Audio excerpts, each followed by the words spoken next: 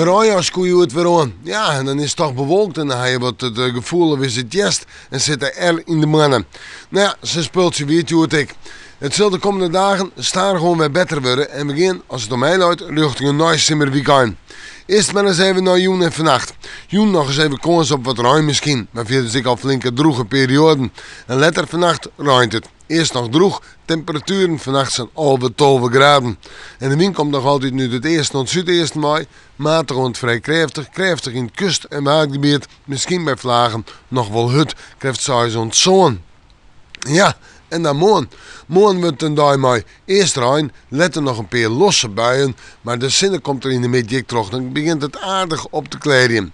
En de temperaturen morgen, zandje, 18 graden. De wind die komt morgen uit het zuideersten, letter uit het zuiden en het zuidwesten mei. En die zal matig en krachtig wezen en letter op het dag wat aannemen. En dan zullen we fruit zien. Ik zei het al, beginnen richting een nice simmerweekend.